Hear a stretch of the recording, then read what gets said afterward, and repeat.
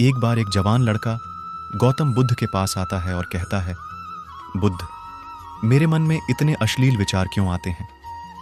मेरे मन में अक्सर काम वासना के विचार चलते रहते हैं, जिनके बारे में सोच सोच कर मैं अपना बहुत सा समय और ऊर्जा बर्बाद कर देता हूं, जिनकी वजह से शांत नहीं रह पाता हूं और हमेशा ही विपरीत लिंग के प्रति आकर्षण महसूस करता हूं। बुद्ध ने मुस्कुराते हुए कहा, क्या तुम्हें पता है काम वासना होती क्या है?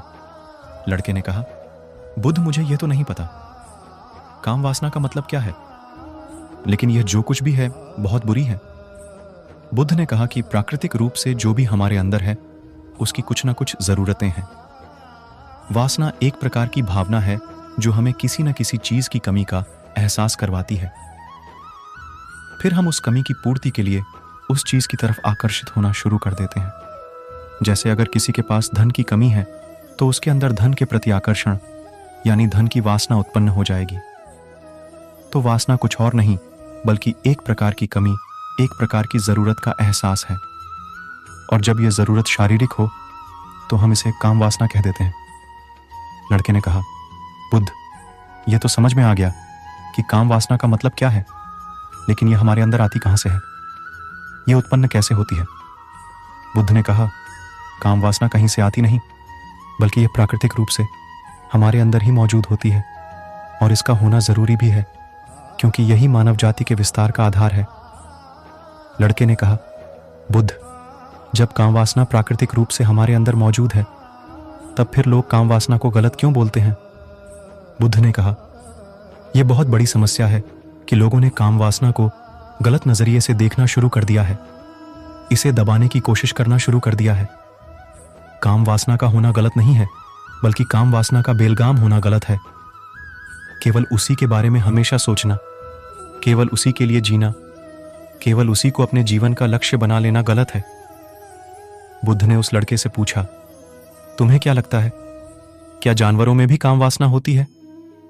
लड़के ने कहा, हां, बुद्ध, जरूर होती है, क्योंकि आखिर जानवरों को भी तो अपनी पीढ़ी आगे बढ़ानी है।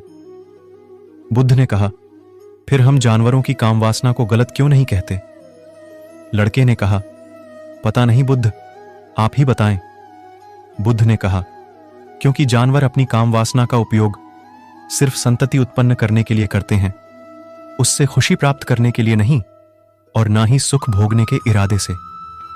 क्योंकि जानवरों को प्रकृति में इतनी सोचने समझने की क्षमता ही नहीं दी कि वह अपनी काम वासना को अपने क्षणिक सुख का आधार बना सके, जबकि हम इंसान अपनी सोचने समझने की क्षमता का दुरुपयोग करके प्रकृति में पाई जाने वाली हर एक चीज का अपने सुख और आनंद करने का प्रयास करते हैं। हम इंसानों ने भी काम वासना के साथ यही किया है, इसे अपने आनंद और भोग का आधार बना लिया है। जिस भावना को प्रकृति ने मानव जाति का अस्तित्व बनाए रखने के लिए हमारे अंदर डाला था, उसे हमने जीवन का सर्वोपरि लक्ष्य बना रखा है और इंसानी काम वासना का यह बेलगाम होना ही उसके दुखों का कारण है। लड़के ने कहा, यह काम वासना हावी होती क्यों है? इसके बेलगाम होने का कारण क्या है? बुद्ध ने कहा, काम वासना के बेलगाम होने के मुख्य 4 कारण हैं, जिसमें से पहला कारण है जीवन में किसी बड़े उद्देश्य का न होना। बुद्ध ने उस लड़के से पूछा, क्या जब तुम किसी काम में व्यस्त होते हो तब भी तुम्हारे दिमाग में अश्लील विचार आते हैं? लड़के ने कहा, नहीं बुद्ध, जब मैं व्यस्त होता हूं तो मेरे दिमाग में अश्लील विचार नहीं आते। बुद्ध ने कहा, हमारा दिमाग एक बार में सिर्फ एक ही चीज के बारे में सोच सकता है, इसलिए जब हमारे दिमाग में कोई दूसरे विचार चल रहे होंगे तो अश्लील विचार आ ही नहीं सकते। अगर हमारे जीवन में कोई बड़ा और स्पष्ट लक्ष्य है और अगर हम उस स्पष्ट लक्ष्य के प्रति पूरी तरह से समर्पित हैं तो हमारे पास कभी इतना समय ही नहीं होगा कि यह फालतू विचार हमारे मन में घर कर सके। और अगर ऐसे विचार उठते भी हैं तो हमारे मजबूत लक्ष्य के विचार इन्हें आसानी से हमारे मन से अलग कर देंगे। लेकिन समाज की असल समस्या यही है कि अधिकतर लोगों के पास उनका स्पष्ट लक्ष्य ही नहीं है।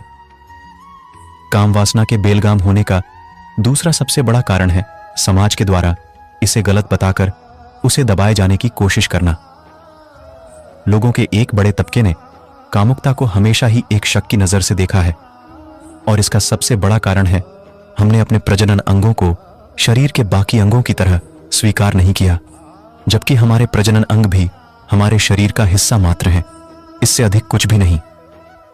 आगे बुद्ध ने कहा, इंसानों में कामुकता के हावी होने का तीसरा कारण है हमारा अपने विचारों के प्रति जागरूक न होना। हमारे मन में कैसे विचार चल रहे हैं, हम इस पर कभी ध्यान ही नहीं देते।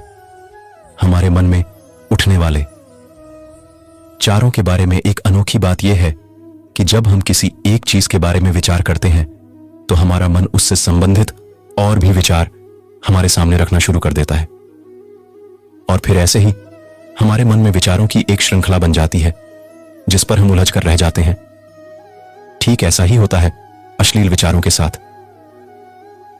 हमने एक बार किसी को देखकर अपने मन में एक अश्लील विचार पैदा किया, फिर हमारा मन अपने आप ही इन विचारों की श्रृंखला बना देता है जिनके बारे में सोच सोचकर हम अपनी बहुत सी ऊर्जा और समय बर्बाद कर देते हैं। इसलिए पूरी जागरूकता के साथ अपने अंदर उठने वाले विचारों पर ध्यान देना जरूरी है। बुद्ध ने कहा, अश्लील विचारों के हावी होने का चौथा कारण है बुरी सोच और अश्लील विचारों वाले लोगों की संगति करना। कई बार ऐसा होता है कि कामुकता हमारे अंदर नहीं होती, लेकिन कुछ अश्लील लोगों के साथ रहने की वजह से यह हमारे अंदर हावी हो जाती है। इसलिए बुरे विचार वाले अश्लील लोगों से दूरी बनाकर रखनी चाहिए। लड़के ने कहा, बुद्ध, यह तो समझ में आ गया कि कामुकता हावी कैसे होती है, लेकिन इसे हावी होने से रोका कैसे जा सकता है। बुद्ध ने कहा, सबसे पहले तो तुम यह समझो कि काम वासना की ऊर्जा को रोका नहीं जा सकता, इसे सिर्फ रूपांतरित किया जा सकता है, और इस ऊर्जा को रूपांतरित करने के दो तरीके हैं। पहला है प्रेम और दूसरा है ध्यान। जब हम सच्चे प्रेम में होते हैं तो हमारे अंदर कामुक ऊर्जा हमारी खुशी और हमारे आनंद में परिवर्तित हो जाती है। लेकिन ज्यादातर लोग शारीरिक आकर्षण को ही प्रेम मानते हैं, जो कि ऊर्जा का क्षय करता है, और रूपांतरण में काम वासना की ऊर्जा को शरीर के अंदर रूपांतरित करने का सबसे सफल तरीका है। ध्यान के माध्यम से आप अपने अंदर स्थित आनंद के उस केंद्र में स्थापित हो जाते हैं जिसके सामने दुनिया का हर भोग विलास फीका लगने लगता है। ऐसा नहीं है कि आप ध्यान में उतरने के बाद वह सब सोचने और करने में सक्षम नहीं होते, बल्कि आप उससे ऊपर उठ चुके होते हैं, और फिर यह सब हरकतें आपको छोटी और बचकानी लगने लगती हैं। लड़के ने कहा, लेकिन बुद्ध, ध्यान की शुरुआत कहां से करें? बुद्ध ने कहा, सबसे पहले तुम खुद के साथ अकेले में समय बिताना शुरू कर दो, क्योंकि जो इंसान जिसके साथ सबसे ज्यादा समय बिताता है वह उसको सबसे ज्यादा जानने लगता है, और जब तुम खुद को जानना शुरू कर दोगे तो ये सारे भौतिक सुख तुम्हें छोटे लगने लगेंगे, और फिर एक दिन ऐसा भी आएगा जो तुम्हारे चाहे बिना तुम्हारे दिमाग में किसी भी तरह के विचार उठना बंद हो जाएंगे।